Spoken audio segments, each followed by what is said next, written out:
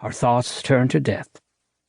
Perhaps you're of the opinion that it isn't healthy to think about death, that it drags a person down, fills them with hopelessness, is bad for the circulation.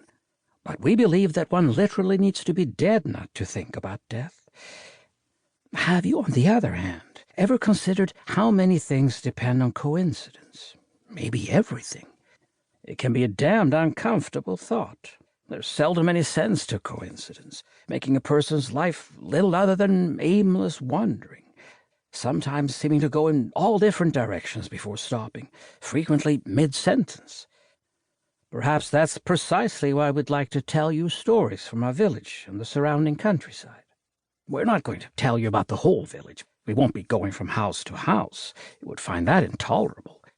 But we'll definitely be telling you about the lust that binds together days and nights, about a happy truck driver, about Elisabet's dark velvet dress, and the man who arrived by bus, about Thuridor, who's tall and full of esoteric desires, about a man who couldn't count the fish, and a woman who breathed shyly, about a lonely farmer and a 4,000-year-old mummy.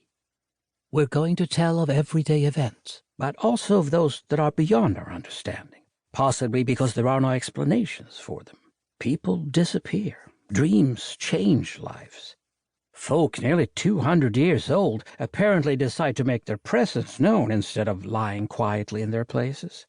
And of course, we're going to tell you about the night that hangs over us and draws its power from deep in space, about days that come and go, about birdsong in the final breath. It will probably end up being quite a few stories. We'll start here in the village and end in a farmyard in the countryside to the north. And now we begin. Here it comes. The cheerfulness and loneliness, modesty and irrationality, life and a dream. Yes, dreams. The universe in a dark velvet dress. 1. One night he began dreaming in Latin. Tu igitur nihil vidis. It took a long time, however, to figure out what language it was. He himself thought that it was just made up. Many things dwell in dreams, etc. In those years, things looked considerably different here in the village. We moved a bit slower, and the co-op held everything together. He, on the other hand, was the director of the knitting company, having recently turned 30. He had everything going for him, was married to a woman so beautiful that the mere sight of her made some men feel peculiarly bashful. They had 2 children, and we expect that one of them, David, will appear later on these pages. The young director seemed born for victory. His family lived in the biggest house in the village. He drove a Range Rover, had his suits custom made. We were all gray in comparison with him. But then he began dreaming in Latin. It was the old doctor who finally determined what language it was. Sadly, though, he died shortly afterward, when Gudjon's damn dog leapt at him, barking, and his old heart gave out. We shot that cursed dog the very next day. If only we had done it sooner. Gudjon threatened to sue us, but then got another dog that proved to be even worse. Some of us have tried to run it over, but the creature is quick on its feet. The old doctor knew next to nothing in Latin, just a few words and the names of vital organs. But that was enough when the director managed to recall the aforementioned phrase.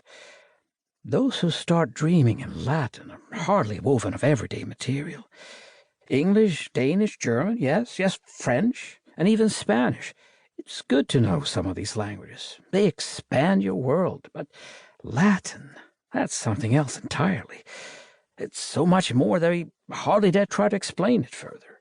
But the director was a man of action. Few things stood in his way. He wanted to have control over everything around him, and thus found it frustrating when his dreams filled with a language that he did not understand at all. There was only one thing to do about this: go south to the capital and sign up for an intensive 2-month private course in Latin.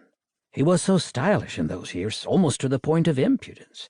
He drove to the capital in his Range Rover, bought a new Toyota Corolla, an automatic for his wife, to keep her from jarring those beautiful, slender legs of hers while he was down south, despite it being unnecessary to buy her a car, considering that there were more than a few who would gladly have carried her through all the...